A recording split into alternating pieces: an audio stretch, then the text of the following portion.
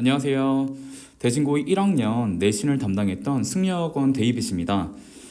이번 시간을 통해서 대진고 1학년 23학년도 2학기 기말고사 총평을 해보려고 하는데요. 전반적인 이제 문제 수라든지 시험 범위부터 해서 정확한 문제가 어떻게 요즘에 출제되고 있는지 한번 알아보는 시간을 갖도록 하겠습니다. 문제 수는 전체 26문항으로서 그렇게 많지 않은 6페이지 안쪽에 빽빽하게 들어갈 정도의 분량이 나왔습니다. 좀 중요한 것은 이제 서술형 문제의 배점이 40점으로 굉장히 높게 나타나고 있다는 것인데요. 이러한 부분 때문에 이제 대진고 1학년 학생분들이 굉장히 어려움을 많이 겪곤 했었죠. 시험 범위는 굉장히 많습니다. 이 주변 학교들 중에서 거의 탑이라고 할 수 있을 정도로 굉장히 내용 자체가 많기 때문에 혼자서 공부하는 거에 대해서 굉장히 부담감을 느끼고 저와 같이 공부를 열심히 했던 학생들도 굉장히 많았었습니다. 다시 조금 더 분석을 해서 자세하게 말씀드리면 교과서는 두 개의 단원, 8단원과 9단원이 이번에 들어갔고 수능특강 라이트라는 교재가 있는데 굉장히 조금 난해한 지문들이 많이 나오고 있죠. 이 지문들 역시도 전체 9지문 총 18지문 정도가 함께 들어갔었습니다. 그리고 여기서 끝이 아니었죠. 고등학교 이제 모의고사, 고1 9월 모의고사가 함께 들어갔었는데요.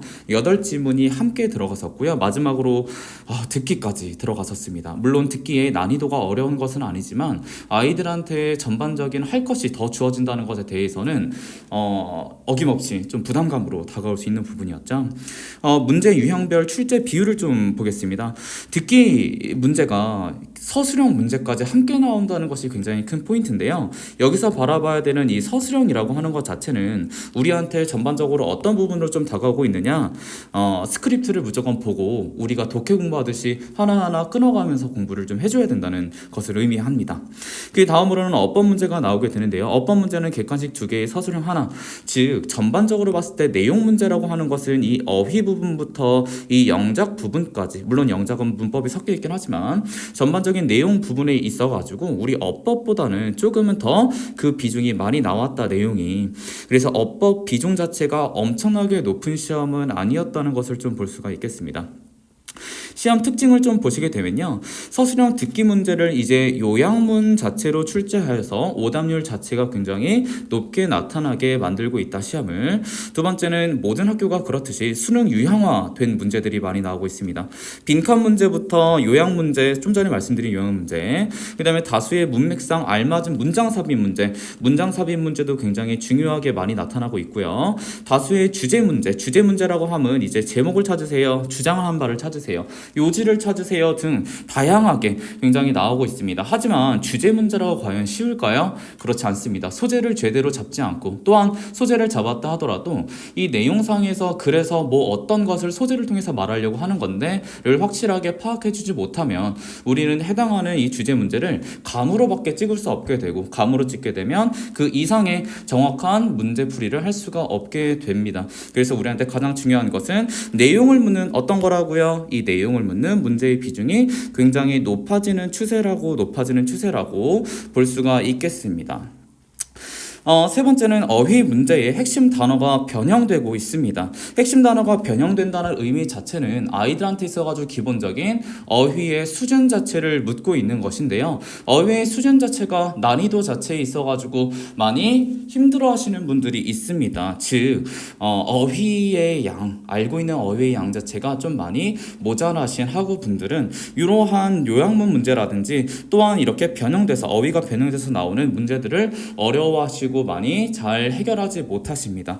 여기에 대한 해결책으로서는 어떤 것들을 해주셔야 되냐면, 여기 나오는 이 동의어들 또는 반의어라고 하는 것에 대한 학습이 좀 필요하십니다. 이러한 문제들 자체에 대해서 조금 더 제대로 공부하기 위해서는 전반적인 어휘량을 좀 늘려주셔야 되고요. 그 다음에 추가적으로 연결어 문제가 자꾸 등장하고 있는데요. 연결어 문제는 지금 저희 23학년도 수능에서는 나오지는 않고 있죠. 그 17년도, 18년도 수능에서 나왔던 그러한 유형들인데, 그러한 옛 수능 유형이 나오고 있다라는 것까지 같이 봐주시면 되겠습니다. 그렇다면 해당하는 내용들 자체를 해결하기 위해서는 어떠한 내용들이 좀 필요한지 조금 더 살펴보겠습니다.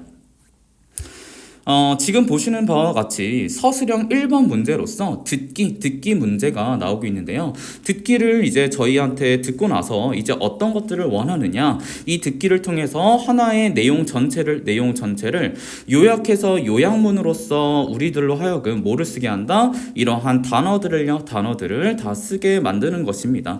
그러면 좀 전에 앞에서 말씀드렸다시피 단순하게 그냥 내용 한번 쭉 들어봤다고 풀 수 있는 문제가 아니겠죠. 스크립트 자체를 꼼꼼하게 분석하고 나오는 내용과 또는 등장하는 어휘들 자체를 확실하게 암기하고 구체적으로 좀 알아주셔야 이 해당하는 문제를 조금은 어렵지 않게 해결해 나갈 수 있다는 것입니다.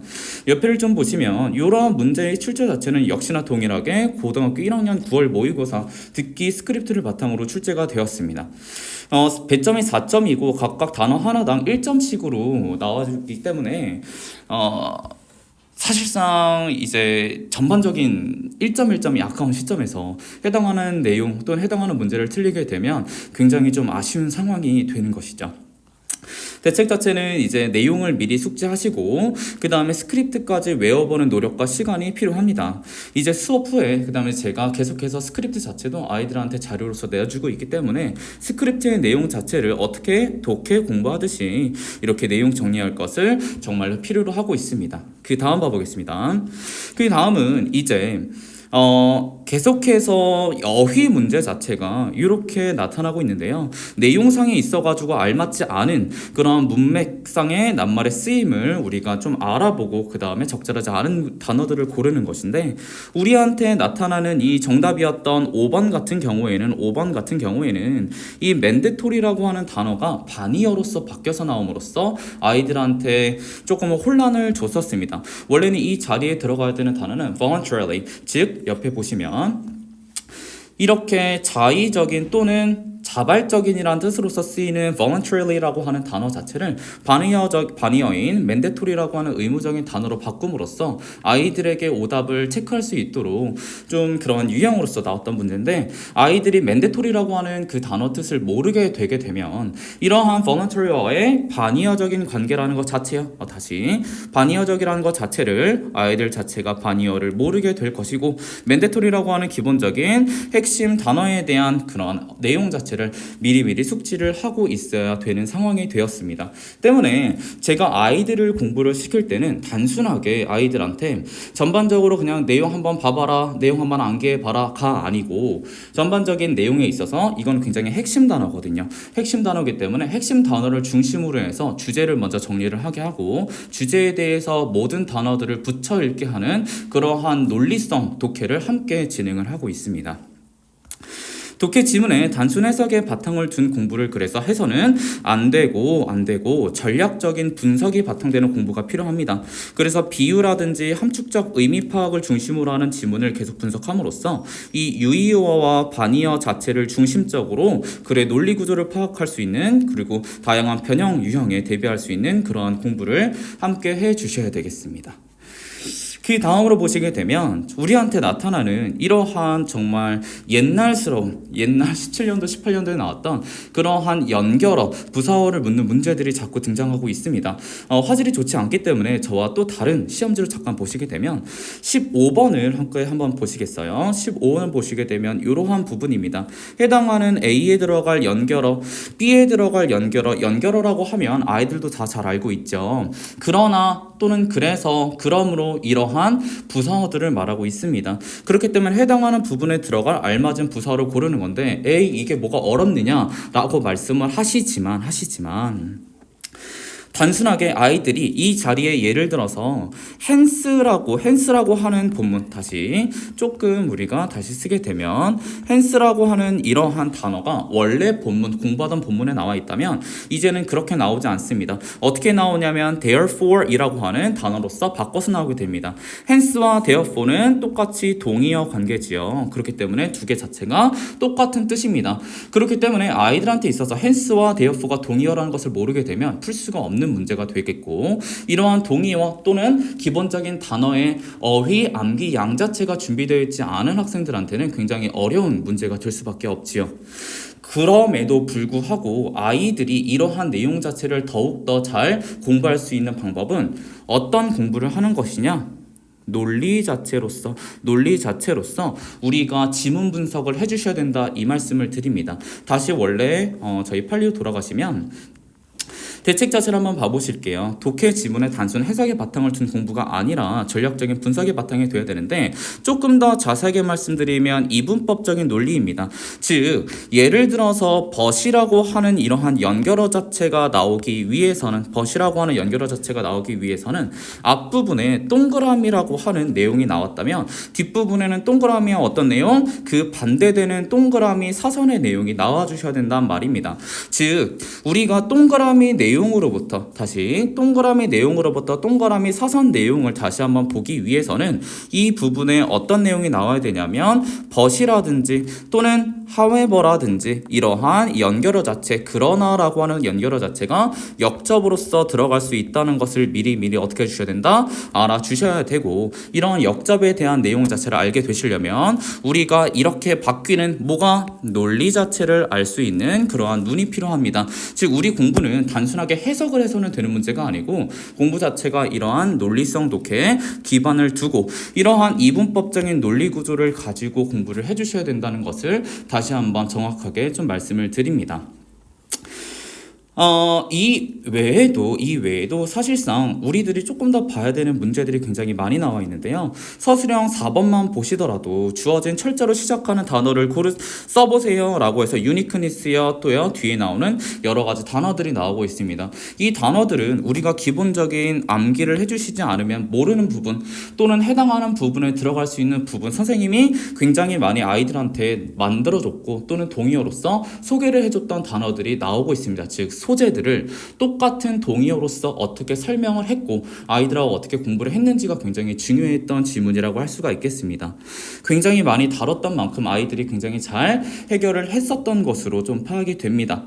이 외에도 서술형 영작 문제가 있는데요. 영작 문제는 항상 조건이 까다롭게 좀 나와주게 되고 조건에 맞춰서 쓰는 영작 문제, 또 아래에도 동일합니다. 이러한 영작 자체를 직접 단어를 주고 나서 뭐에 대해서 해당하는 뜻을 또는요 조건에 맞춰서 쓰는 문제들이 나오고 있다는 거 알아주시면 되겠는데요. 방도가 없죠. 왕도가 없습니다. 즉 선생님하고 했던 것처럼, 저와 했던 것처럼 아이들과 내용상에 있어서 또는 그 내용상에서 정말 중요한 어법과 소재와 그러한 내용들 자체를 확실하게 잡고 있는지를 물어봤던 문제라고 보시면 될 것 같습니다.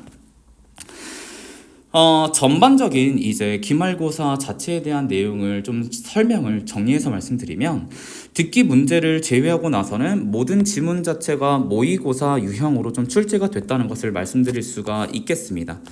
모의고사 유형으로 출제된다는 것 자체는 우리들한테 있어가지고 그렇게 막 생소한 부분은 아니고요.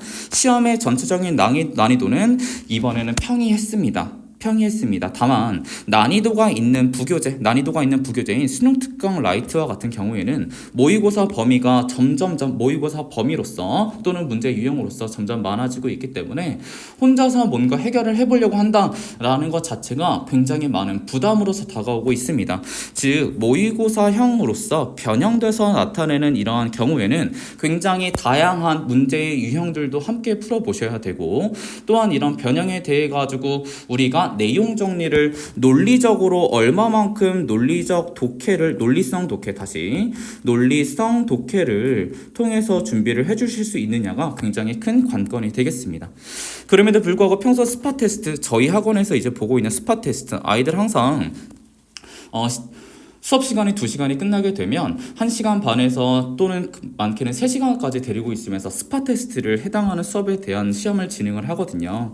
이러한 진행되는 시험 자체가 잘 이행이 되었다면 고득점을 바라볼 수 있는 시험이라고 충분히 평가가 될 수 있다고 생각이 됩니다. 문제풀이로 진행된 변형 문제들과 굉장히 많이 비슷하게 출제가 되어서 오답 분석 자체가 중요하고, 아이들이 시험이 끝나고 돌아오게 되면 항상 어떠한 문제들이 틀렸는지 1대1 피드백을 통해서 다음 시험을 준비할 수 있는 그 자세를 조금 갖출 수 있도록 도와주고 있습니다.